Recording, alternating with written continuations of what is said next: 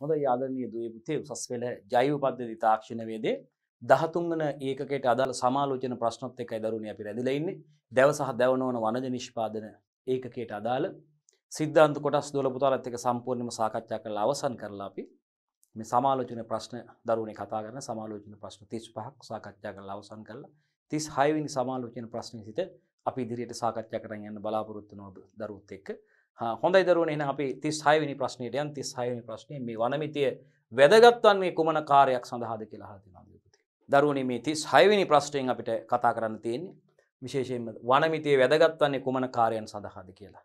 දුවිපිත ඔබටත් පුළුවන් ප්‍රශ්නේ ලියාගෙන සුපුරුදු විදිහට පිළිතුර සඳහන් කරන්න පුළුවන්. ඉතින් වනමිතිය වැදගත් වෙනවා දුවිපිතේ විශේෂයෙන්ම මේ වන විද්‍යාත්මක කටයුතු වලදී සිදු කරන වනමිතිය අපිට වැදගත් වෙනවා.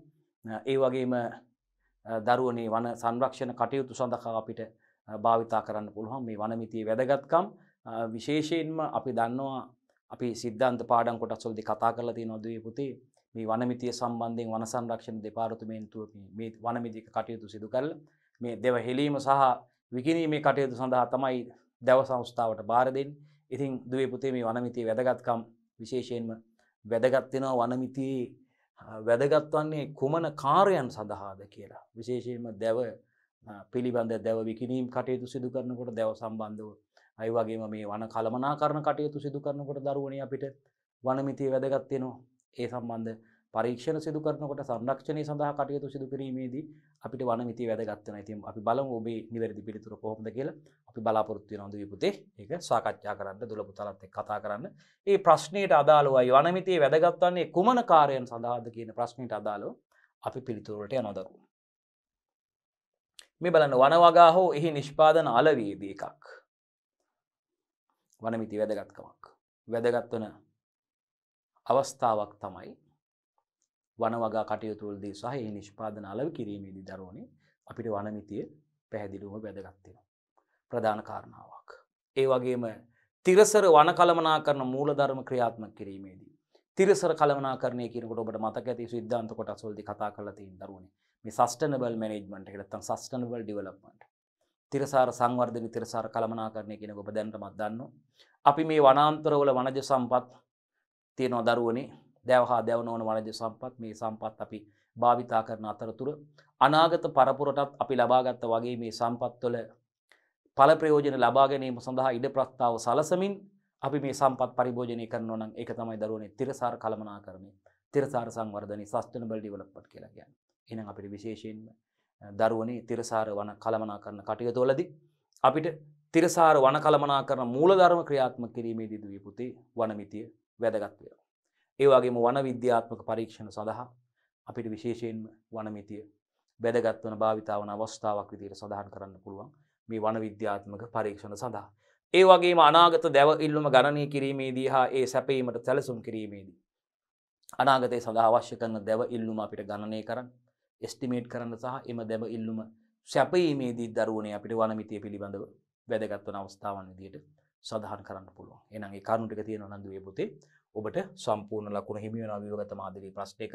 වනමිතියේ වැදගත් වන්නේ කුමන කාර්යයන් සඳහාද කියලා අහපුවම් පුතේ මෙන්න මේ කාර්යයන් හතර අපිට පැහැදිලිවම සඳහන් කරන්න පුළුවන්. මේ බලන්න අංක 1 විදිහට දරුවනේ අපිට සඳහන් කරන්න පුළුවන්. අංක 1 වන වගාව හෝ එහි නිෂ්පාදන අලවේදී. අංක 2 තිරසර වල කළමනාකරණ මූලධර්ම ක්‍රියාත්මක කිරීමේදී. අංක 3 වන විද්‍යාත්මක පරීක්ෂණ සඳහා. අංක 4 අනාගත දැව ඉල්ලුම ගණනය කිරීමේදී හා එම දැව ඉල්ලුම සැපයීමට ප්ලෑන් කරද්දී සැලසුම් කිරීමේදී අපිට වනමිතිය වැදගත් වන අවස්ථාවන් විදිහට සඳහන් කරන්න පුළුවන්. ප්‍රධාන අවස්ථා හතරක් සඳහන් කරලා තියෙනවා දරුවනේ. වනමිතිය වැදගත් වන අවස්ථාවන්. ඉතින් ඔබට ඒක වැදගත් ඒ විභාගෙදී ඒ නිසා අනිවාර්යයෙන්ම මේ විභාගය ලක ප්‍රශ්නයක් විදිහට මේ ප්‍රශ්නේ අපිට මෙතනදී සාකච්ඡා කරන්න අවස්ථාවක් විදිහට අපි සඳහන් කරන්න ඕනේ. අපි යනවා 37 වෙනි ප්‍රශ්නෙට. වනමිතියේදී යොදා ගන්නා මිනුම් උපකරණ සහ එහි කාර්යයන් මොනවාද? අන්න බලන්න. ඉතින් වනමිතියේදී විශේෂයෙන්ම අපි දන්නවා යොදා ගන්න මිනුම් උපකරණ තියෙනවා දරුවනේ. මිනුම් පටි වර්ග තියෙනවා. අපි දන්නවා මේකෙදී අපිට මේ කඳන් වල උස ගණනය කරන්න අවශ්‍ය වෙනවා දරුවනේ. විස්කම්භය ගණනය කරන්න අවශ්‍ය වෙනවා ඝනත්වය. ඒ වගේම විවිධ අවශ්‍යතා තියෙනවා මේ වනමිතික ක්‍රියාකාරකම් වලදී. වනමිතික ක්‍රියාකාරකම් වලදී දුවේ පුතේ අපිට විශේෂයෙන්ම මේ වන සංරක්ෂණ දෙපාර්තමේන්තුව මගින් මේ වනමිතික කටයුතු සිදු කරලා දැව හෙලීම සහ විකිණීමේ කටයුතු අපි දන්නවා දැව සංස්ථාවටයි බාර දෙන්නේ. ඉතින් මේ අවස්ථාවලදී ප්‍රධාන වශයෙන් මේ වන සංරක්ෂණ දෙපාර්තමේන්තුව මගින් මේ වනමිතික කටයුතු සඳහා දුවේ පුතේ මේ උපකරණ භාවිතා කරනවා. ඉතින් අපෙන් අහන්නේ මේ වනමිතියේදී භාවිතා කරන උපකරණ මිනුම් පටි භාවිතා කරනවා දරුවනි. විශේෂයෙන් මිනුම් පටි වර්ග භාවිතා කරනවා. විශේෂයෙන් ක්‍රමාංකිත විශේෂයෙන් සකස් කරන ලද ඒ වනමිතික කටයුතු සඳහාම යොදා ගන්නා මිනුම් පටි භාවිතා කරන ලබනවා දරුවනි. ඉතින් මේ උපකරණ පිළිබඳවයි අපි කතා කරන්න යන්නේ. ඔබට මතක ඇති. ඒක නිසා මේ සිද්ධාන්ත පාඩම් වලදී වගේ අපි ඒ කොටස් විස්තරාත්මකව සාකච්ඡා කරන්න බලාපොරොත්තු වෙන්නේ නැහැ දීර්ඝ වශයෙන්. මේ පිළිතුරට මේ ප්‍රශ්නෙට ගැටලුවට පැනේට විසඳුම විදියට විසඳුම් ඉදිරිපත් කරනවා දුවේ පුතේ. එයයි මෙලෙස සිදු කරන සමාලෝචන ප්‍රශ්න වල වැදගත්කම වන්නේ.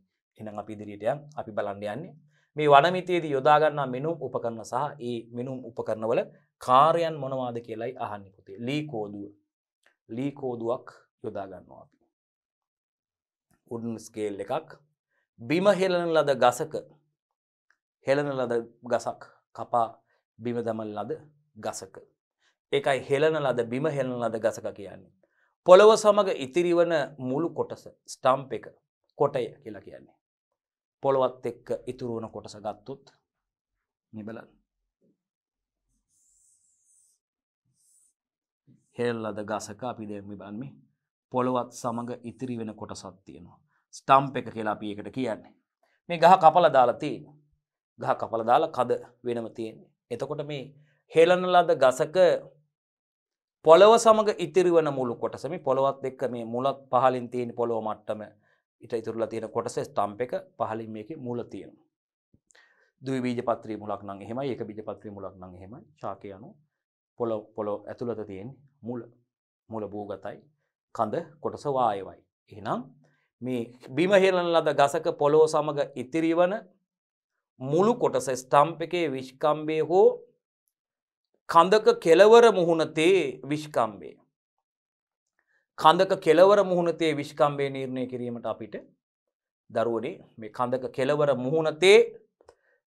කෙළවර මුහුණතේ විෂ්කම්භය නිර්ණය කිරීමට අපිට මේ ලී කෝදුව භාවිතා කරන්න පුළුවන්. ඉතින් ඒක සඳහන් කරන්න නිවැරදි පිළිතුර විදියට සමස්ත ලකුණු ප්‍රමාණයේ ප්‍රශ්නය සඳහා ඉදිරිපත් කරලා තියෙන ඔබට ලබා ගන්න අවස්ථාව තියෙනවා දරුවනේ. එහෙනම් නැවතත් මතක් කරගමු. ලී කෝදුව භාවිතා කරන්නේ බිම හෙල්ලන ගසක. ගහ බිම හෙල්ලලා දාලා තියෙන කපලා දාලා තියෙන ගසක්. ඒ ගසේ මේ පොළව සමග ඉතුරු වන මුළු කොටස. ඒකට ස්ටම්ප් එක කියලා අපි කියන්නේ. පොළව මට්ටමේ ඉඳන් ඉතුරු වන මුළු කොටස. අපිට ස්ටම්ප් එකේ විස්කම්භය හෝ මේ කඳක කෙළවර මුහුණතේ විස්කම්භය මැනගන්න අවශ්‍ය වෙනකොට අපිට කඳක කෙළවර මුහුණතේ විස්කම්භය කඳක කෙළවර මුහුණතේ විස්කම්භය මැන ගැනීමට අවශ්‍ය වෙනකොට දරුවනේ අපිට මේ පරිදි කඳක කෙළවර මුහුණතේ විස්කම්භය නිර්ණය කිරීමට අපිට ලී කෝදුව අපි යොදා ගන්නවා. එහෙනම් ඊ타ත්ම පැහැදිලි දුවල පුතාලට මේ කතාව මේ සාකච්ඡාවේ අපි යනවා ප්‍රශ්න අංක 38ට. ඊට කලින් අපිට තවත් උපකරණ තියෙනවා දරුවනේ වනමිතියට අදාළ උපකරණ සහ ඒවායේ කාර්යයන්. කැලිපර් එක තියෙනවා. මේ හිටි ගස් වල සහ කඳන් වල විෂ්කම්භය නිර්ණය කිරීමට භාවිතා කරනවා. කැලිපර් එක කියපුවාම දරුවනේ මේ බලන්න. අපිට අවශ්‍ය වෙනවා හිටි ගසක විෂ්කම්භය වගේම මේ බලන්න හිටි ගසක විෂ්කම්භය මැනගන්න අපට අවශ්‍ය වෙනවා.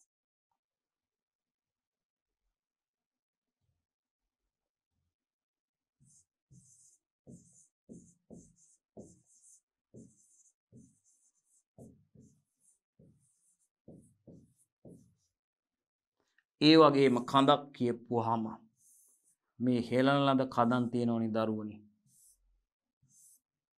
කඳන් තියෙනවා. කඳක විෂ්කම්භය මැනගන්න අපිට අවශ්‍ය වෙනවා. හිටි ගසක වගේම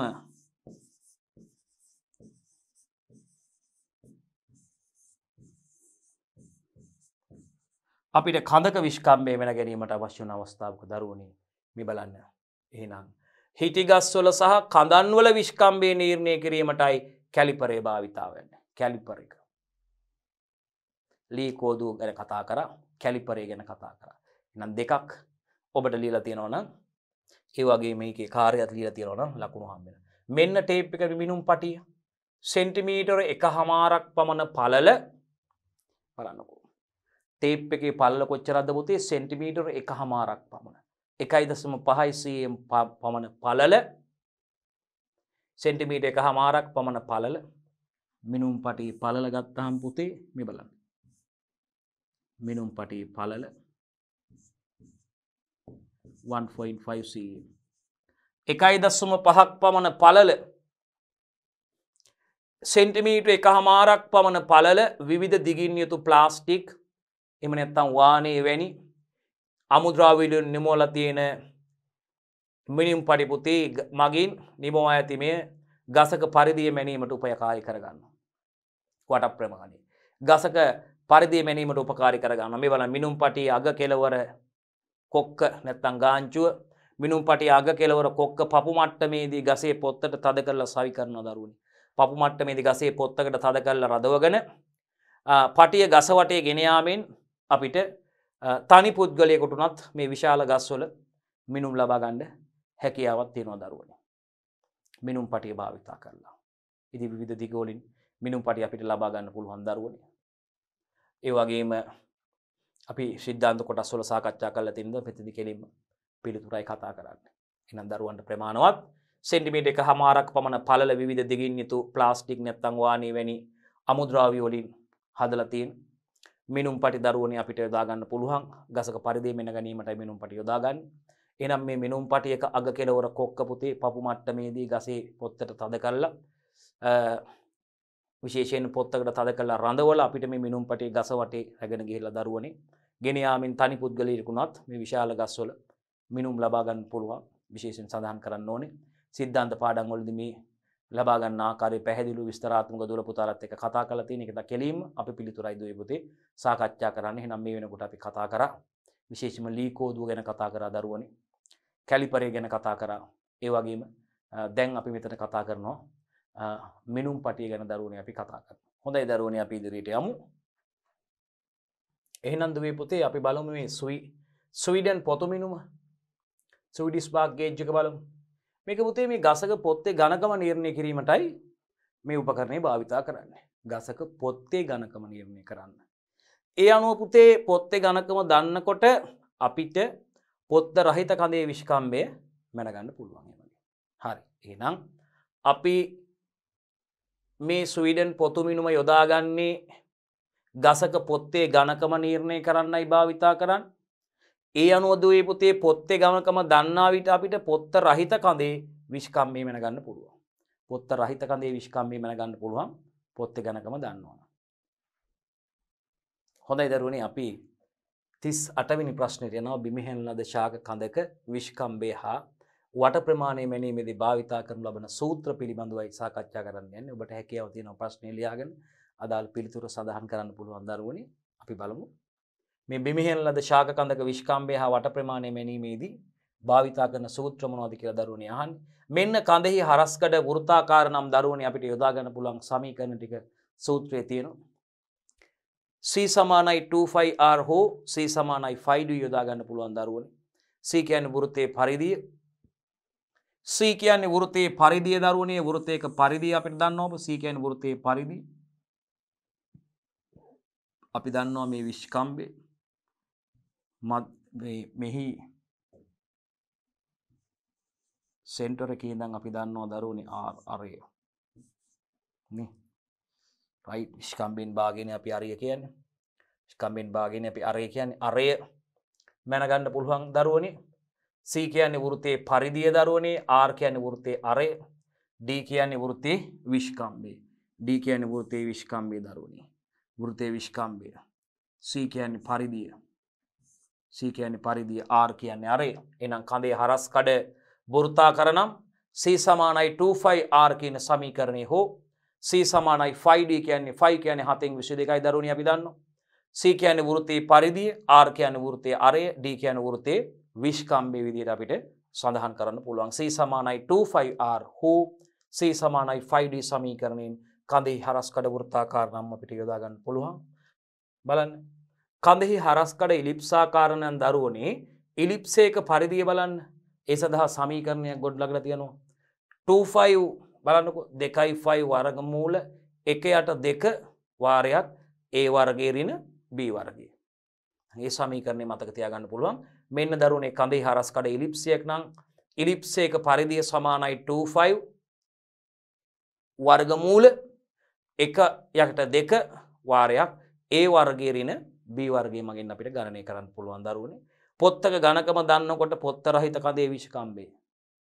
පොත්ත රහිත කඳේ විෂ්කම්භය දරුවනේ අපිට d1 සමානයි d-2t. එහෙම නැත්නම් d1 සමානයි d ඍණ 2t. d1 කියන්නේ පොත්ත රහිත කඳේ විෂ්කම්භයෙන් දරුවනේ හොයාගන්න ඕනේ. ඒ වගේම d කියන්නේ පොත්ත සහිත කඳේ විෂ්කම්භය. කඳේ විෂ්කම්භය පොත්ත සහිත කඳේ විෂ්කම්භයෙන් අඩු කරනවා 2t. t කියන්නේ කවුද? පොත්තේ ඝනකම 2t. t equal නැත්නම් t සමානයි පොත්තේ ඝනකම. ඔබ දන්නවා දැන්ටමත් මේක. 39. හිටි ගසක විෂ්කම්භය හෝ පරිධිය ලබා ගැනීමේදී යොදා ගන්නා සම්මත පපු මට්ටමේ උස ඔබට මතකද? සම්මත පපු මට්ටමේ උස මීටර 1.3යි දරුවනේ මතක් කරගන්න බලන්න. හරියටම හරි. ජාත්‍යන්තරව පිළිගත් පපු මට්ටමේ උස වෙන්නේ මීටර 1.3යි. එහෙනම් නිවැරදි. ඔබත් නිවැරදිනේ. අපිත් නිවැරදි. මෙන්න දරුවනේ. මෙන්න ජාත්‍යන්තරව පිළිගත් පපු මට්ටමේ උස වෙන්නේ මේ සම්මත උස මීටර 1.3යි දරුවනේ. අපි ඉදිරියට යමු. ප්‍රශ්න අංක 40. වන කළමනාකරණයේදී මනිනු ලබන විවිධ උස ආකාර මොනවද කියලා අහනවා. අන්න බලන්න දුවේ පුතේ වන කළමනාකරණයේදී මනිනු ලබන විවිධ උස ආකාර තියෙනවා ඔබ දන්නවා. හිටි ගසක උස. මේ දරුවනේ. කඳේ උස. අර ස්ටම්ප් එකේ උස කියලා අපි කිව්වේ. වන කළමනාකරණයේදී මනින විවිධ උස වර්ග දරුවනේ. අපි විශේෂයෙන්ම මේ උස ගත්තාම දරුවනේ ඇස් මට්ටමින් බලලා නිරීක්ෂණය කරන්න පුළුවන්. තනිරිටි ක්‍රමයේ භාවිතා කරලා ඔබට මතකද තනිරිටි ක්‍රමයේ භාවිතා කරලා කරන්න පුළුවන්. ඉතින් සිද්ධාන්ත පාඩම් වල කොටස් කතා කරලා තියෙන නිසා අපි මෙතනදී විස්තරාත්මකව කතා කරන්න යන කෙලීම ප්‍රශ්නෙට අපි සාකච්ඡා කරන්න යන ඔබට ප්‍රශ්න ඉදිරිපත් කළා. වන කළමනාකරණයේදී මනු ලබන විවිධ උස ආකාරය අපෙන් අහන්නේ. මෙන්න දරුවනේ. අපි සම්පූර්ණ උස ටෝටල් හයිට් එක th එක මයින්නවා ගසක. සම්පූර්ණ උස. ගසේ මුදුනේ සිට පොළොව මට්ටම දක්වා තියෙන ඍජු දුර තමයි පුතේ. ගසේ මුදුනේ ඉඳලා පොළොව මට්ටම දක්වා තියෙන ඍජු දුර තමයි දරුවනේ අපි විශේෂයෙන්ම හඳුන්වන්නේ ටෝටල් හයිට් එක කියලා.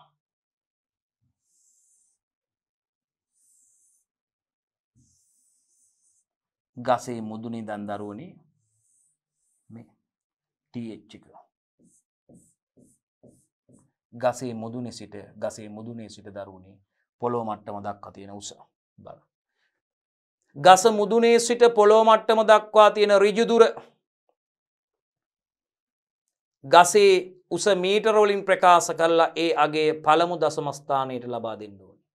ඔබට මතක නම් ගසේ උස මීටර වලින් ප්‍රකාශ කරලා එය පළමු දශම ස්ථානයට ප්‍රකාශ කළ යුතුයි. කඳේ උස බෝල් හයිට් bh එක. කඳේ උස. මොකද මේ කඳේ උස කියන්නේ? ගසක වියන නිර්මාණය වීමට දායක වෙලා තියෙන ජීවී හෝ මියගිය අතුල් පටන් ගන්න ස්ථානයේ ඉඳන් පොළොව මට්ටම දක්වා දුර තමයි දරුවනේ කඳේ උස කියලා හඳුන්වන්නේ. ඒකත් අපිට වැදගත්. යාන්ත්‍රික උස මෙකනබල් හයිට් එක. පොළොව මට්ටමේ ඉඳන් කඳේ විෂ්කම්භයේ පොත්තත් එක්ක සෙන්ටිමීටර් 10ක් දක්වා කඳේ උස. යාන්ත්‍රික උස කියන්නේ. කොහමද? පොළොව මට්ටමේ සිට කඳේ විෂ්කම්භය පොත්ත සමග දරුවනේ සෙන්ටිමීටර් 10ක් දක්වා කඳේ උස. වාණිජ වටිනාකමක් තියෙන කඳේ උස කමර්ෂියබල් හයිට් එක පොළොව මට්ටමේ සිට දැව ලෙස භාවිතයට ගන්න පුළුවන් කොටස. මතක තියාගන්න. කොටේ උස ස්ටම්ප් හයිට් එක. ගස බිම හෙලියට පස්සේ කලිනුත් අපි ඉගෙන කතා කරා. ස්ටම්ප් හයිට් එක. කොටේ උස ගහ බිම හෙලියට පස්සේ මේ පොළොව සමග සම්බන්ධ ගසේ පාදස්තේ ඇති කඳන් කොටස. කලිනුත් අපි ඇඳලා පෙන්නුවා. ගසක් මේ බිම හෙළුවට පස්සේ මේ තියෙන පොළොව මට්ටම මේ පාදස්තේ ඉඳලා මේ තියෙන උස මේ ගස බිම හෙලීමෙන් පසු පොළොව සමග සම්බන්ධ කොටස තියෙනවනේ මේ පොළොවත් එක්ක සම්බන්ධ කොටස සම්බන්ධ කොටස සම්බන්ධ ගසේ පාදස්තේ සිට තියන් ඒ කඳ කොටසට තියෙන උසයි ස්ටම්ප් හයිට් එක කියලා කියන්නේ. නැත්තම් කොටේ උස. ගස බිම හෙළියවට පස්සේ පොළොව සමග සම්බන්ධ ගසේ පාදස්තේ ඇති කඳන් කොටසේ උස දරුවනි. 41. ගසක උස මැනීමේදී භාවිතා කරන ක්‍රම මොනවද කියලා අහනවා දරුවනි. ඇස් මට්ටමින් බලලා ගසේ උස තක්සේරු කරන්න පුළුවන්. තනි රිටි ක්‍රමයේ භාවිතා කරලා ගසේ උස මයින්න පුළුවන්. උපකරණ භාවිතා කරලා ගසේ උස මයින්න පුළුවන්. මෙන්න ගසක උස මයින ප්‍රධාන ක්‍රම තුන.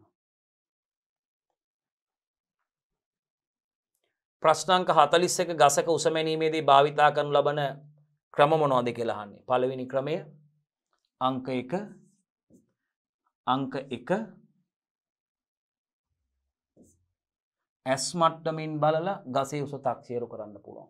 හොඳ පළපුරුදු පුද්ගලයෙකුට මේ ක්‍රියාව ඉතා හොඳින් සිදු කරන්න පුළුවන්. විශේෂයෙන්ම වනමිතියේදී අපිට විශාල වනාන්තරවල මේ කටයුත්ත සිදු කරනකොට එයා දල වශයෙන් බලලා ඇස් මට්ටමින් බලලා ගස කුස තීරණය කරන්න පුළුවන් පළපුරුදු පුද්ගලයන්ට. සිද්ධාන්ත පාඩම් වලදී අපි කතා කරලා තියෙනවා දරුවනේ. ඇස් මට්ටමින් බලලා ගස කුස නිරීක්ෂණය කරන්න පුළුවන් මේ වනමිතික කටයුතු වල යෙදෙන පළපුරුදු පුද්ගලයන් හට ඒ දැනුම තියෙන පුද්ගලයන්ට දුවේ පුතේ ඇස් මට්ටමින් බලලා ගසේ උස තක්සේරු කරන්න පුළුවන්. තනි රිටි ක්‍රමයේ මගෙන් ගසේ උස තක්සේරු කරන්න පුළුවන් රිට භාවිතා කරලා. මෙන්න මේ ආකාරයට අපි රිට අල්ලලා ගසට සමපාත වෙන විදිහට ඉදිරියෙන් මෙන්න මේ ක්‍රමයට අල්ලලා තනි රිටි ක්‍රමයේ භාවිතා කරලා අපිට ගණනය කිරීමක් මගින් මේ ගසක උස නිර්ණය කරන්න පුළුවන්. තනි රිටි ක්‍රමයේ මගින්. උපකරණ භාවිතා කරලා ගසේ උස මැනීම සිදු කරන්න පුළුවන්. එහෙනම් ගසක උස මැනීම සිදු කරන ආකාර තුනක් ගැන අපි කතා කරනවා. අංක 2 තනි රිටි ක්‍රමයේ මගින් ගසේ උස තක්සේරු කරන්න පුළුවන්. ඒ වගේම උපකරණ භාවිතා කරලා ගසේ උස මැනීම සිදු කරන්න පුළුවන් පුතේ. මෙන්න මේ අවස්ථා තුනයි අපි කියන්න පුළුවන් වෙන්නේ. දැව නොවන වනජ නිෂ්පාදන වලට අපි යන්නේ. එහෙනම් දැව සම්බන්ධයෙන් අපි විභාග මට්ටමේ ප්‍රශ්න කතා කරලා ඉවරයි දුවේ පුතේ. අපි දැන් යන්නේ විශේෂයෙන්ම අවසන් කොටසට මේ 13 වෙනි එකකේ අවසාන කොටස විදිහට අපි හඳුන්වන්නේ දැව නොවන වනජ නිෂ්පාදන සම්බන්ධයෙන් දුවේ පුතේ. ඉතින් ඔබ දැනටමත් දන්නවා මොනවද මේ දැව නොවන වනජ නිෂ්පාදන කියන කොටස 13 වෙනි එකකේ 5 වෙනි කොටස විදිහට ඊට අදාළ සිද්ධාන්ත කොටස් ආදරණීය දුවල පුතාලෙත් එක්ක අපි විස්තරාත්මකව සාකච්ඡා කරලා අවසන් කරලා තියෙන දුවේ පුතේ. එහෙනම් අපි non timber products වලට ඇවිල්ලා තියෙන්නේ. දැව නොවන non timber forest product කියලා අපිට කියන්න පුළුවන් නේද? non timber forest product NTFP කියලා කියන්න පුළුවන් නේ. non timber කියද්දි NTFP forest product NTFT non timber forest product කියලා අපි කියන්න පුළුවන්. හොඳයි දරුවනේ. එහෙනම් මේ දැව නොවන වනජ නිෂ්පාදන ගැන කතා කරනකොට විශේෂයෙන්ම දරුවනේ මේ වනාන්තර වලින් හොයාගන්න වනාන්තර වල නිෂ්පාදනය වෙන ජීවී සම්භවයක් සහිත ද්‍රව්‍ය බොහෝ විට අපි සඳහන් කරනවා මේ දැව නොවන වනජ නිෂ්පාදනය යටතට ගන්න පුළුවන්. විශේෂයෙන් ශාක හා ජීවී කියපම ශාක සතුන් ශුද්‍ර ජීවීන් අයිති වෙනවනේ දරුවනේ. එහෙනම් නේද? දැන් දිලීර රසවත් ආහාරයක් විදිහට වනාන්තර වලින් හොයාගන්න බිම්මල් කියන්නේ හතු වර්ග කියන්නේ දිලීර. කින්ඩම් ෆංගයි එකට අයිති වෙන්නේ නේ දරුවනේ. බැසිඩුමයිකෝටයිනා බැසිඩියෝමයිසිටිස් කියන වර්ගයට ඒක අයිති වෙන්නේ. බැසිඩි ඵලයක් විදිහට තමයි මේ බිම්මල් අපි යොදාගන්නේ. ඇගරිකස් බිම්මල්. එතකොට එයා දිලීරයක්. එහෙනම් අපි මේ වනාන්තර වලින් එක් රැස් කරගන්න ඒ කියන්නේ වනාන්තර වලින් අපි සොයා ගන්න එක් රැස් කරගන්න ජෛවීය සම්භවයක් සහිත ද්‍රව්‍යයයි දැව නොවන වනජ නිෂ්පාදන කියලා කියන්නේ දරුවනේ අපිට. අපිට විශේෂයෙන්ම දැව නොවන ආහාරමය වනජ නිෂ්පාදන සඳහන් කරන්න පුළුවන් දරුවනේ. අල වර්ග, ඇට වර්ග, පළතුරු වර්ග තියෙනවා දරුවෝ. ඒ වගේම අපිට සඳහන් කරන්න පුළුවන් විශේෂයෙන්ම පළතුරු වර්ගනේ. ඒ වගේම දරුවනේ දැව නොවන වනජ නිෂ්පාදන ආහාරමය නොවන ඖෂධමය වනජ නිෂ්පාදන තියෙනවා.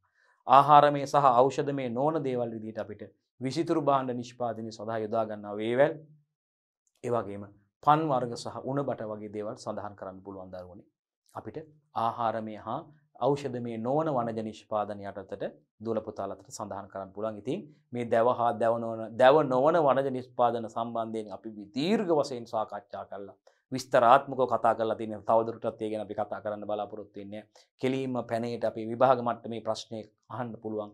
ප්‍රශ්නෙට පිළිතුරත් එක්ක අපි සම්බන්ධ වෙනවා දරුවන්ට. එහෙනම් දවන ඕන වනජ නිෂ්පාදන කිහිපයක් සඳහන් කරන්න කියනවා දරුවනේ.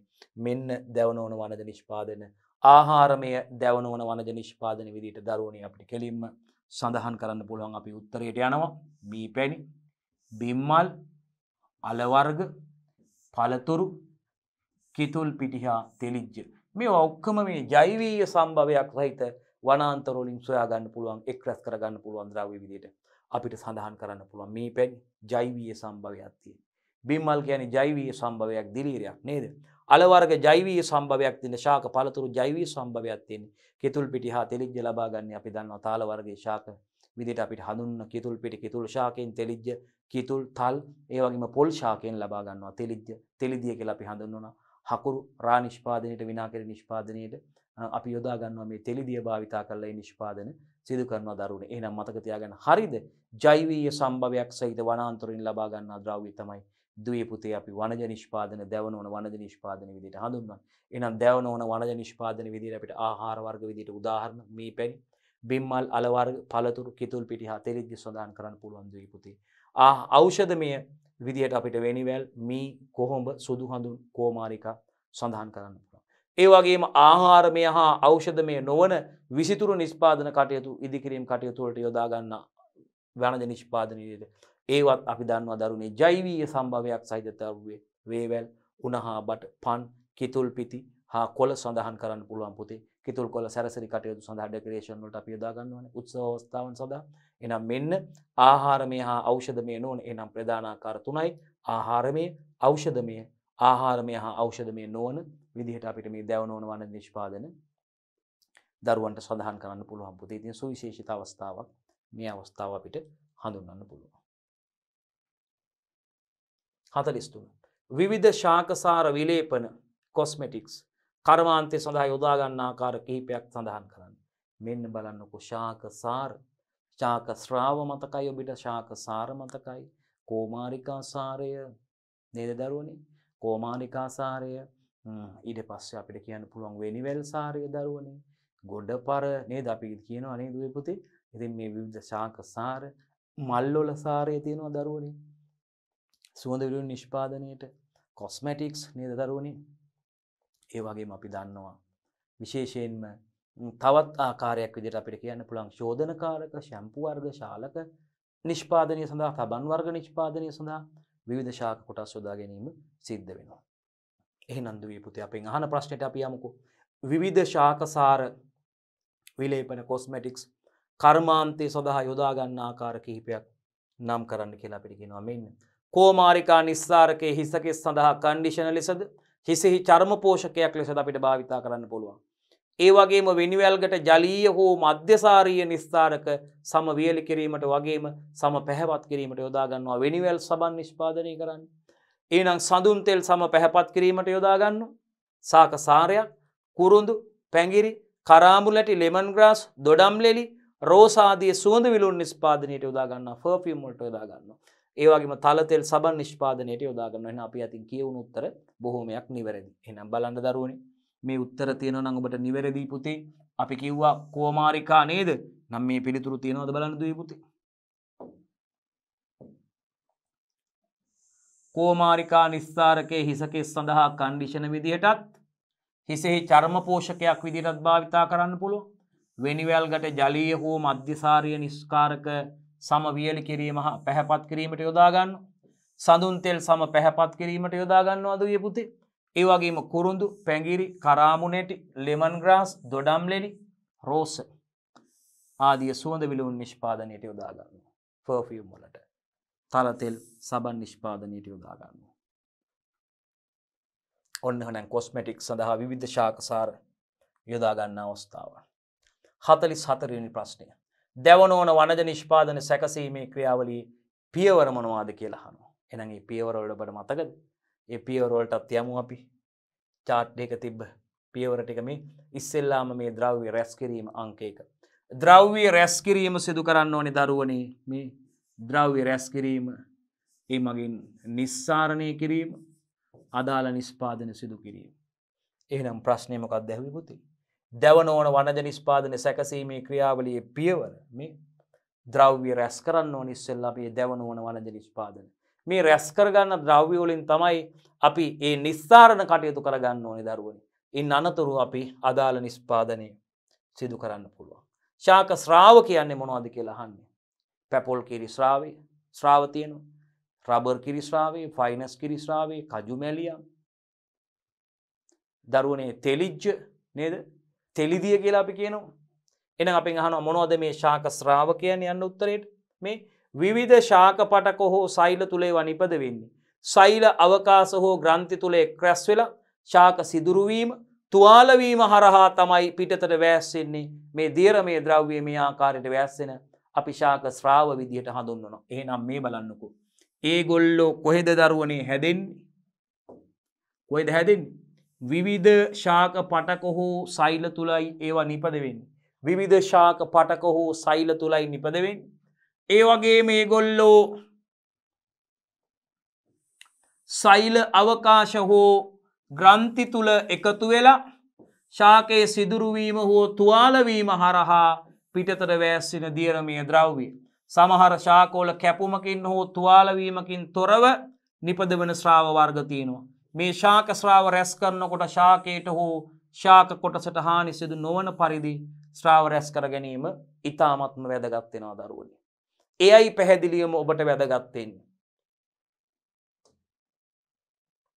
46 ශාක වලින් ලබා ගන්නා ශ්‍රාව වර්ග කිහිපයක් නම් කරන්න කියනවා. මොනවද දරුවනි ශාක වලින් ලබා ගන්නා ශ්‍රාව වර්ග? මේ බලන්න. රබර් කිරි අපි කිව්වා, කජු මැලියම්, ෆයිනස් රෙසින, පැපොල් කිරි, කුමාරිකා යුෂ, තෙලිජ්ජ, තල් කිතුල්, තෙලිජ්ජ නැත්නම් තෙලිදිය ලබා ගන්නවා. මෙන්න දරුවනේ ප්‍රශ්නයට යන්කෝ. ශාක වලින් ලබා ගන්නා ශ්‍රාව වර්ග කිහිපයක්. ශාක ශ්‍රාව මේ රබර් කිරි, කජු මැලියම්, ෆයිනස් රෙසින, පැපොල් කිරි, කුමාරිකා යුෂ, තෙලිජ්ජ, තල් කිතුල් වල ඔබට මතකයි. මේ ශ්‍රාව නිස්ථාරණය කරගන්න වෙන් කරගන්න ආකාරය අපි දන්නවා. සාකච්ඡා කරලා තියෙන දීර්ඝ වශයෙන්. මෙතෙන්ද අපිට අවශ්‍ය වෙන්නේ රබර් කිරි රැස් කිරීම සිදු කරන ආකාරය සරලව ලියා දක්වන්න කියනවා. එහෙනම් පොළොව මට්ටමේ ඉඳන් ඔබට මතකද සෙන්ටිමීටර් 120ක් පමණ ඉහළින්. එහෙනම් අඩි 2ක් විතර ඉහළින් නේද? සෙන්ටිමීටර් පොළොව මට්ටමේ ඉඳන් අපි ඔබට මතක නම් අංශක 30ක ආනතියක් නේ අංශක 30ක කෝණයක ආනතියක් සහිතව අපි කැපුම යොදන්නේ. ශාක කඳේ 3න් 2ක් පමණ වන ආකාරයට මේ කැපුම යෙදීම සිදු කරන්න අවශ්‍යයි. එහෙනම් අපි බලමු දරුවනි කොහොමද මේ ක්‍රියාවලිය සිදු කරන්න කියලා. හරිනේ. පොළොව මට්ටමේ සිට මීටර 120ක උසින් අවස්ථ වෙන්නේ. අංශක 30ක ආනතියකින් ෆ්ලෝයිම පටකේ දක්වායි මේ කැපුම යොදන්න ඕනේ. කැපුම කඳ වට ප්‍රමාණය හරි නේද? වට ප්‍රමාණයෙන් භාගයක් පමණ දුරට සිදු කරනවා. කිරි කැපීම උදෑසන සිදු කරන්න ඕනේ. එමගින් වැඩි කිරි අස්වන්නක් ලබා ගන්න පුළුවන්. වර්ෂා කාලයේදී වර්ෂා ආවරණයක් සවි කරන්න. මේ බලන්න. කිරි කැපීම ආරම්භයේදී ගසේ වට ප්‍රමාණය සෙන්ටිමීටර් 50කට වඩා වැඩි වෙන්න ඕනේ. ගසේ වට ප්‍රමාණය සම්පූර්ණ සෙන්ටිමීටර් 50කට වඩා වැඩි වෙන්න ඕනේ. මිනුම් පටියකින් අපිට වට ප්‍රමාණය මැනගන්න පුළුවන්. ඒ වගේම පොළවේ සිට සෙන්ටිමීටර් 120ක උසින අපිට අංශක 30ක ආනතියකින් ෆ්ලෝයිම පටකේ දක්වා මේ කැපුම යෙදීම සිදු කරන්න ඕනේ. ෆ්ලෝයිම පටකේ දක්වා කැපුම යොදන්න ඕනේ. ෆ්ලෝයිම යුෂයයි මේ එන්නේ. ෆ්ලෝයිම යුෂයයි ගලාගෙන ඉන්නේ. මේ ශ්‍රාව විදියට. කැපුම කඳේ වට ප්‍රමාණයෙන් භාගයක් පමණ දුරට සිදු කරලා කිරි කැපීම උදෑසන සිදු කරන්න ඕනේ දරුවනේ. එමගින් වැඩි කිරි අස්වැන්නක් ලබා ගන්න පුළුවන්. අපි වර්ෂා කාලයේදී පුතේ මේ විශේෂයෙන්ම කට්ටියට කැපුමට ආවරණයක් සවි කරන්න අවශ්‍යයි. වර්ෂාවෙන් ආවරණය සඳහා වර්ෂා කාලයේදී වර්ෂා ආවරණයක් සවි කිරීම මෙහිදී තාමත්ම වැදගත් වෙනවා දුවේ පුතේ. ප්‍රශ්න අංක 48. කජු මැලියම් රැස් කරන්නේ කොහොමද අහනවා. විශේෂිත ක්‍රමවේදයක් නෑ දරුවනේ මේ සඳහා. සාමාන්‍ය විදිහට අපිට ඒවා සිදු කරගන්නවා. පිහියක් වැනි උපකරණයක් මගින් කඳේ කුපොත්තේ කැපුමක් යෙදීමෙන් කජු මැලියම් එකතු කරන්න. විශේෂිත ක්‍රමවේදයක් මේ සඳහා අපි සුවිශේෂිත ක්‍රමවේද භාවිතා කරන්නේ. සාමාන්‍යයෙන් පිහියක් වැනි උපකරණයකින් කඳේ පොත්තේ කැපුමක් යෙදීමෙන් අපිට කජු මැලියම් එකතු කරගන්න පුළුවන්. ප්‍රශ්න අංක 49. ෆයිනස් රෙසින් රැස් කරගන්න ආකාරය ඔබට මතකද? ෆයිනස් ශාකයේ V අකුරේ හැඩයට කැපුම් ගණනාවක් යොදලා පහලින් අර අපිට ෆයිනස් කිරි වැස්සීමට උපකරණයක් පොල් කට්ටක් තියලා අපිට බඳුනක් තියලා එකතු කර ගැනීම සිදු කරගන්න පුළුවන්. ෆයිනස් ඩ්‍රෙසින්. වී හැඩිද කැපුම. මෙන්න බලන්න. තියුණු අත්පොරවක් හෝ පිහියක් ආධාරින් පුතේ පොළොව මට්ටමේ ඉඳන් සෙන්ටිමීටර් 60ක් 90ක් පමණ. ඒ කියන්නේ කොච්චරද? අඩි 2ක් 3ක් පමණ නේ. නේද? අපි අතන සෙන්ටිමීටර් එක කලින් එකේදී අපිට පොඩි එතන ඒ ගාන ප්‍රමාණය ගැන පොඩි පැටලුමක් වුණා නේ. මෙතන 120යි කියන්නේ එතකොට කීයද? අඩි කීයක්ද? එතන අඩි ගාන අපි අඩි 2ක් කියලා කිව්වේ වැරදිනේ. අඩි 2ක් නම් සෙන්ටිමීටර් 60ක් නේ. අඩි 3ක් නම් සෙන්ටිමීටර් 90ක් නේ. අඩි 4ක් විතර. අඩියක් කියන්නේ සෙන්ටිමීටර් 30ක් නේ. ඒ නිසා අපි ඒක නිවැරදි කරගමු දරුවනේ බලන්න. මේ ප්‍රශ්නෙට ගිහිල්ලා අපි ඒක නිවැරදි කරගමු. රබර් කිරි වල මෙන්න. මෙතනදී අපි මුලින් කියපු කතාව නේද? පොළොව මට්ටමේ ඉඳන් සෙන්ටිමීටර් 120ක් උසින් කියලා අපි කියලා අඩි 2ක් කියලා කිව්වේ. එතන අපිට වැරදුනා. එහෙනම් ඒ අඩි 2ක් කියන එක නිවැරදි කරගන්න ඕනේ. අඩියක් කියන්නේ සෙන්ටිමීටර් 30ක් නේ. අඩි රූලක් ඕගොල්ලෝ ගාව අඩි භාගයක් තියෙන්නේ. පොඩි පර්ස් එකේ දාන අඩි භාගෙ තියෙන්නේ. අඩි භාගෙ 1 සෙන්ටිමීටර් 15යිනේ. එහෙනම් අඩියක් සෙන්ටිමීටර් 30යිනේ. එහෙනම් අඩි සෙන්ටිමීටර් 120ක් කියන්නේ අඩි 4ක පමණ උසකින් පොළොව මට්ටමේ ඉඳන්. නැත්තම් බිම බඩ ගාගෙන කිරි කපන්න වෙන්නේ ඊට වඩා ගොඩක් පල්ලෙහා වුණොත් නේද? එහෙනම් හරි එක නිවැරදි. 120ක් කියන එක. ඊට පස්සේ අපි ෆයිනස් රෙසින් එකතු කරගන්න ආකාරය. ෆයිනස් රෙසින් රස කරගන්න ආකාරය කතා කරමින් ඉන්නේ. එහෙනම් තියුණු අත්පොරවක් හෝ පිහියක් ආධාරින් දරුවනේ පොළොව මට්ටමේ සිට සෙන්ටිමීටර් 60ක් 90ක් පමණ ඉහළින්. සෙන්ටිමීටර් 60ක් 90ක් පමණ කියන්නේ අඩි 2ක් අඩි 3ක් පමණ ඉහළින්. පොළොව මට්ටමේ ඉඳන්. මේ කැපුම කොහොමද ඔය දන්නේ? 60ත් 90ක් සෙන්ටිමීටර් පමණ ඉහළින් සෙන්ටිමීටර් 25ක පමණ දිග කැපුමක් සිදු කරනවා. සෙන්ටිමීටර් 25ක පමණ දිග කැපුමක් සිදු කරනවා. මතක තියාගන්න. මේ කැපුම V හැඩති වෙන්න ඕනේ. V හැඩති කැපුම් වෙන්න ඕනේ. M හැඩති කැපුම් ගණනාවක් සිදු කරන්න අවශ්‍යයි. දරුවනේ අපි යනවා ප්‍රශ්නාංක 50ට පැපෝල් කිරි එක් රැස් කරගන්න ආකාරය කෙටියෙන් පැහැදිලි කරන්න කියන්නේ දරුවනේ. අපි දන්නවා විශේෂයෙන්ම පැපෝල් කිරි එක් රැස් කර ගැනීමේදී පැපෝල් ගෙඩියේ අපිට තියුණු මොහත් උපකරණයක් භාවිතා කරන්න අවශ්‍යයි දරුවනේ. අපිට දැන් උස ගහක නම් ඒ උපකරණ අපිට දණ්ඩකට උපකරණයේ සැපිහිය නැත්නම් ওই තලයේ සවි කරලා අපිට පුළුවන් ඉහළ සිට පහළට මේ කැපුම් දාන්න පුළුවන් දරුවනේ. සිරස් කැපුම් යොදන්න ඕනේ. මේ කැපුම්ගේ පැපෝල් ගෙඩිය අග කෙළවරේදී හමු වන විදිහට දරුවනේ මේක දෙන්න ඕනේ. ඊට පස්සේ අපිට ප්ලාස්ටික් නොවන අපිට මල නොබැදින වාහන වලින් සකස් කරපු වාජනයක් යටින් තියලා මේ පැපෝල් ගෙඩි එක් රැස් කර ගැනීම සිදු කරගන්න පුළුවන්. මිලිමීටර් 1ක් හෝ 2ක් පමණ ගැඹුරට මේ කැපුම යෙදීම සිදු කරන්න අවශ්‍ය වෙනවා දරුවනේ. පැපෝල් විශේෂයෙන්ම මෙහිදී හොඳින් පැසුණු නොයිදුණු පැපෝල් ගෙඩි සඳහා තමයි මේ ක්‍රියාවලිය යොදාගන්නේ අපි. එහෙනම් බලමු දුවේ පුතේ. පැපෝල් කිරි එක් රැස් කරගන්න ආකාරයයි කෙටියෙන් පැහැදිලි කරන්න කියන්නේ. බලන්න.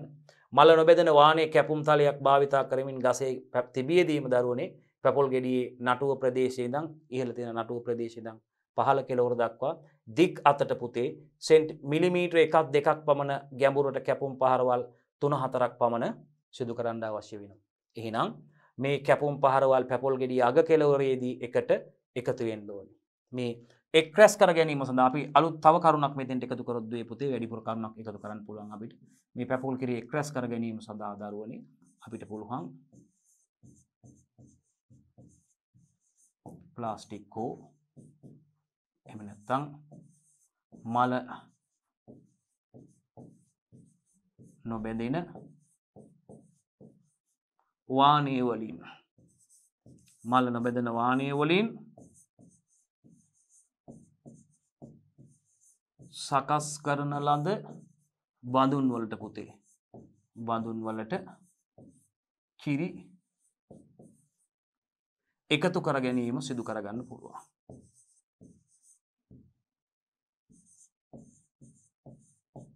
එකතු කර ගැනීම. හොඳයි එහෙනම්. ප්ලාස්ටික් හෝ මල නොබෙදෙන වාහනය වලින් සකස් කරන ලද බඳුන් වලට දරුවනේ අපිට මේ පැපෝල් කිරි එකතු කර ගැනීම සිදු කරගන්න පුළුවන්. එහෙනම් නිවැරදි. තෙලිජ්ජ ලබා ගන්න කොහොමද කියලා අහනවා දරුවනේ. විශේෂයෙන්ම කිතුල්, තල් සහ පොල් ශාකවල දරුවනේ මේ මල මැදීමයි සිදු කරන්න ඔබ දන්නවා විශේෂයෙන්. අපි බලමු එහෙනම් කොහොමද මේ තෙලිජ්ජ ලබා ගැනීම සිදු කරන්න කියලා. තල්, කිතුල්, පොල් ගස්වල විහිදුණු නැති නොවිහිදුණු මල් තෝරාගෙන එහි මුදුන කපලා මලේ මුදුන කපලා කොළපුව ඉවත් කරලා මල සම්පූර්ණයෙන්ම ලණු වලින් ඔතනවා දරුවනේ. ඊට පස්සේ තැලීමත් ඖෂධ තෙල බැඳීමත් සිදු කරලා දිනපතා මලේ අග කොටස කැපීමෙන් තෙලිජ්ජ ලබා ගන්නවා.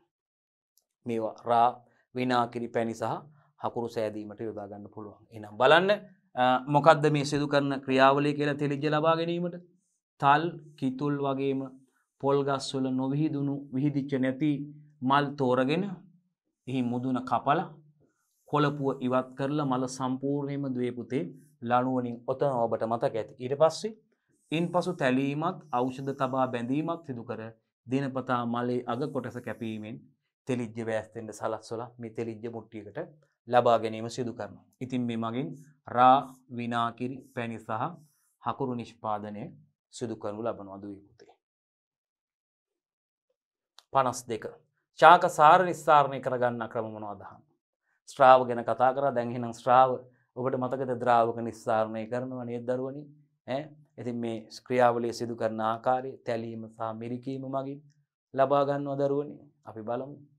ඇඹරීම මගින් මේ ශාක ස්ත්‍රාව ලබා ගන්න ක්‍රමය. හොඳයි අපි බලමු. මේ බලන්න. ඍජුව ඇඹරීම හෝ තලා මිරිකා ගැනීම, ද්‍රාවක ලෙස ජලය යොදා යෙදීම, හුමාලය සමග ආසවනය සිදු කරන හුමාල ආසවනය. එහෙනම් එක මේ බලන්න. අපි සිදු කරන ක්‍රම විදිහට එකක් ඍජුව අපිට කෙලින්ම ඇඹරීම හා තලා මිරිකා ගැනීම සිදු කරන්න පුළුවන්. අංක 2 ද්‍රාවක ලෙස ජලය යෙදීම කරන්න පුළුවන්. ඒ වගේම හුමාලය සමග ආසවනය කරන්න පුළුවන් දරුවෝ. හොඳයි. ආසවනයේ ප්‍රධාන පියවර ගැලීම් සටහනකින් දක්වන්න කියනවා. අපි යමු ප්‍රශ්නාංක 53ට. ආසවනයේ ප්‍රධාන පියවර ගැලීම් සටහනකින් දක්වන්න කියන දුවේ පුතේ. අපි යනවා. මෙන්න. ආසවනයේ ප්‍රධාන පියවර ටික මෙන්න දරුවනේ ගැලීම් සටහනකින් බලන්න. නිවැරදිද කියලා ඔබ පැහැදිලි කිරීම. අදාළ ශාක කොටස් දරුවනේ අරගෙන මද පවනේ වියලා ගැනීම සිදු කරනවා. ශාක කොටස් අරන්ගේ ශාක කොටස් මද පවනේ වියලා ගන්නවා දරුවනේ. ඉන් අනතුරුව මේවා කුඩා කැබලි වලට නැත්නම් පිටි බවට පත් කර ගැනීම සිදු කරන්න පුළුවන් අපිට. ඒවා ජල ආසවනයේ දරුවනේ මෙන්න ජල ආසවනයේ හුමාල ආසවනයේ සිදු කරන්න පුළුවන් දරුවනේ අපිට. ජලය තුල බහා නැටවීම වගේම ජලයේ රත් කළ හුමාලයේ ශාක කොටස් හරහා යවන්න පුළුවන් දුවේ පුතේ. ඊට පස්සේ තෙල් වාෂ්ප සහිත හුමාලයේ ඝනීකාරකයක් කරහා යවනවා. ඊට පස්සේ බේරුම් පොණිල මගින් ඒවා වෙන් කර ගැනීම සිදු කරනවා. ඊටාම සරලයි ක්‍රියාවලිය. ප්‍රශ්නාංක 54 ද්‍රාවක නිස්සාරණය සිදු කරන්නේ කොහොමද කියලා අහන්නේ. එහෙනම් අපි කෙලින්ම යමු ද්‍රාවක නිස්සාරණයටත්. මේ බලන්න. පළමුව අදාළ ශාක කොටස් කාබනික ද්‍රාවකයක් තුල දිය කරලා අනතුරු එම කාබනික ද්‍රාවකයේ දිය වූ වාෂ්පශීලී තෙල් වෙන් කරගන්න පුළුවන්. මේ සඳහා ශාක කොටස් ඉතා කුඩා කැබලි වලට වෙන් කරගන්න ඕනේ. වාෂ්පශීලී තෙල් ද්‍රාවකයේ දියවීම සඳහා යන්ත්‍රානුසාරයෙන් දිගු කාලයක් නියත වේගයකින් කැළතීම සිදු කරන්න අවශ්‍ය වෙනවා. ද්‍රාවක නිස්සාරණය සිදු කරගන්න ආකාරය. පළමුව මේ බලන්න. මුලින්ම දරුවනේ අදාළ ශාක කොටස් කාබනික ද්‍රාවකයක් තුල දිය කරලා අනතුරු එම කාබනික ද්‍රාවකයේ දිය වූ වාෂ්පශීලී තෙල් වෙන් කරගන්න පුළුවන්. මේ සඳහා ශාක කොටස් ඉතා කුඩා කැබලි වලට වෙන් කරගන්න ඕනේ. ඊට පස්සේ වාෂ්පශීලී තෙල් ද්‍රාවකයේ දියවීම සඳහා මොකද කරන්නේ? යන්ත්‍රානුසාරයෙන් දිගු කාලයක් නියත වේලාවකින් මේක කැළතීම සිදු කරන්න අවශ්‍ය වෙනවා. ඊට පස්සේ මොකද වෙන්නේ? වාෂ්පශීලී තෙල් වෙන් කර ගැනීමේදී ද්‍රාවකයේ කාබනික ද්‍රාවකයේ මොකක්ද? එයා වාෂ්පශීලීනේ. එයා වාෂ්පලා යනවා. එහෙනම් අනතුරුව වාෂ්පශීලී තෙල් වෙන් කර ගැනීමේදී ද්‍රාවකය වාෂ්පීකරණය කරනවා, ලක් කරනවා. මෙහිදී ද්‍රාවකයේ ලෙස හෙක්සේන්, ක්ලෝරෝෆෝම්, ඩයික්ලෝරොමීථීන් වැනි රසායනික ද්‍රව්‍ය බහුල යොදාන. කවුද? ද්‍රාවක කාබනික ද්‍රාවක විදියට හෙක්සේන්, ඊට පස්සේ අපිට යොදා ගන්න පුළුවන් ක්ලෝරෝෆෝම් මේ බලන්න. ඒ වගේම ඩයික්ලෝරෝ මීතයින් යොදා ගන්න පුළුවන් දරුවෝ. මෙතෙන් කිව්වත් හරි. අපිට කාබනික ද්‍රාවක විදියට යොදා ගන්න පුළුවන් ද්‍රව්‍ය. ඒවා වාෂ්පශීලී. ඊළඟට තෙරපීම මගින් තෙල් නිස්සාරණය කරගන්නේ කොහොමද අහනවා දරුවනේ. වාෂ්පශීලී නොවන පොල් තෙල් හා තව තෙල් අපිට මේ ආකාරයට මේ කටයුත්ත සිදු කරගන්න පුළුවන්. මෙහිදී ශාක කොටස් බොහෝ දුරට බීජ වංගි ටික දමා කෙටීම හෝ යන්ත්‍රානුසාරයෙන් ඇඹරීම සිදු කරගන්න අවශ්‍ය දරුවනේ. ඉන්නතුරු වාෂ්පශීලී නොවන ශාකසාරවල අධික ලිපිඩ ප්‍රමාණයක් අඩංගු නිසා මේක මේ වගේ නිස්සාරණය කිරීමේදී ගුණහානි වීමක් සිදු වෙන්නේ නැහැ. ඒකත් බලන්න පැහැදිලිනේ. මේකෙදි වාෂ්පශීලී නොවන පොල් තෙල් වගේම තල තෙල් වැනි තෙල් වර්ග මේ සඳහා යොදා ගන්න. මේකෙදි ශාක කොටස් බොහෝ දුරට බීජ වංගෙ ටික දාලා කෙටීම හෝ යන්ත්‍රානුසාරයෙන් මොකද කරන්නේ? ඇඹරීම සිදු කරනවා දරුවනේ. එහෙනම් මේකෙදි වාෂ්පශීලී නොවන ශාකසාරවල අධික ලිපිඩ ප්‍රමාණයක් අඩංගු වෙනවා තෙල් ප්‍රමාණයක්. ඒ නිසා මේ ක්‍රියාව මගින් නිස්සාරණය කිරීමේදී ගුණහානියක් සිදු වෙන්නේ නැහැ. ගුණහානියක් සිදු වෙන්නේ නැහැ. ඒක මතක තියාගන්න ඕනේ දරුවෝ. හොඳයි ආදරණීය දුවේ පුතේ උසස් පෙළ ජෛව පද්ධති තාක්ෂණ වේදයේ 13 වන ශ්‍රේණියේ දෙවන ඒකකය 13 වන ශ්‍රේණියේ දෙවන ඒකකයේ දව හා දව නොවන වනජ නිෂ්පාදන සම්බන්ධයෙන් දුවේ පුතේ ඒ පාඩම විශේෂයෙන්ම අපි දන්නවා. ඔබ දන්නවා 12 වෙනි ශ්‍රේණියට අදාළ පාඩම් ඒකක 11ක් අවසන් වුණාට පස්සේ 13 වෙනි ශ්‍රේණියට අදාළ පාඩම් පටන් ගන්න. අපි විශේෂයෙන්ම මේ වෙනකොට 13 වෙනි ශ්‍රේණියට අදාළ පාඩම් දෙකක් විස්තරාත්මකව සිද්ධාන්ත කොටස් අවසන් කරලා තියෙනවා. ඒ වගේම ප්‍රායෝගික පරීක්ෂණ වලට අදාළ ගැටලු ප්‍රශ්නත් අපි කතා කරා. දැන් මෙතනදී මේ අවස්ථාවේ දුල පුතාලත් එක්ක අපි සාකච්ඡා කරලා අවසන් වුණේ 13 වෙනි ශ්‍රේණියේ දෙවන ඒකකයේ. එහෙම නැත්නම් අපි කියනවා 13 වෙනි ඒකකයේ. මොකද 12 වෙනි ශ්‍රේණියේ පාඩම් ඒකක 11ක් අවසානයේ 13 වෙනි ශ්‍රේණියට අදාළ පළවෙනි පාඩම 12 වෙනි ඒකකයේ විදිහටත් දෙවන පාඩම 13 වෙනි ඒකකයේ විදිහටත් තමයි දුල පුතාලත් එක්ක අපි මේ සාකච්ඡා කරමින් යන්නේ. 13 වෙනි ඒකකයේ විදිහට දවනවන වනජ නිෂ්පාදන ඒකක දව සහ දවනවන වනජ නිෂ්පාදන ඒකක පාඩම සිද්ධාන්ත කොටස් සම්පූර්ණයෙන්ම සාකච්ඡා කරලා අවසන් කරලා ඉවරලා ඊට අදාළ සමාලෝචන ප්‍රශ්නයි දරුවනේ අපි සාකච්ඡා කරමින් යන්නේ. විභාග ඉලක්ක ප්‍රශ්න සමාලෝචන ප්‍රශ්න සාකච්ඡා කරලා අවසන් කරා මේ වෙනකොට ඊළඟ කොටසින් අපි බලාපොරොත්තු වෙන දුවල පුතාලත් එක්ක හැම පාඩම් මේකකයකම සමාලෝචන ප්‍රශ්න අවසන් කිරීමෙන් අනතුරුව ඒ පාඩම් මේකක අදාළ ප්‍රායෝගික පරීක්ෂණවල තියෙන ගැටලු ප්‍රශ්න විදිහටපත් කරලා දුවල පුතාලත් එක්ක සාකච්ඡා කරනවා. අපි සමාලෝචන ප්‍රශ්න යටතේමයි ඒකත් අපි කතා කරන්නේ. එහෙනම් දරුවනේ ඊළඟ කොටසින් අපි මේ දව හා දව නොවන වනජ නිෂ්පාදන ඒකකයට අදාළ ප්‍රායෝගික පරීක්ෂණවල තියෙන ගැටලු දුවල පුතාලට ඒ ක්‍රමවේද සිදු කරන ආකාරය එහිදී සුවිශේෂිත කරුණු සහ ඒවායේ මූල ධර්මයන් මොනවද කියන එකයි මේ ප්‍රශ්න හරහා අහන්නේ. ඉතින් ඔබට ඒවට පිළිතුරු සැපයීම මගින් විශේෂයෙන්ම ඔබට විභාගයට වගේම ප්‍රායෝගික පරීක්ෂණ වලට පෙර ඉතාමත් වැදගත් රුකුලක් උදව්වක් අවස්ථාවක් කරගන්න පුළුවන් මේ ක්‍රියාවලිය. හොඳයි දරුවනේ එහෙනම් අපි ඊළඟ කොටසින් මේ සමාලෝචන ප්‍රශ්න ඉතිරි කොටස විදිහට අපි සඳහන් කරන්න දුවල පුතාලත් එක්ක සාකච්ඡා කරන්න බලාපොරොත්තු වෙනවා. මේ දව හා දව නොවන වනජ නිෂ්පාදන ඒකකයට අදාළ ප්‍රායෝගික පරීක්ෂණ වල ගැටලු දුවල පුතාලට ප්‍රශ්න විදිහට ඉදිරිපත් කරලා සාකච්ඡා කරන්න බලාපොරොත්තු වෙනවා.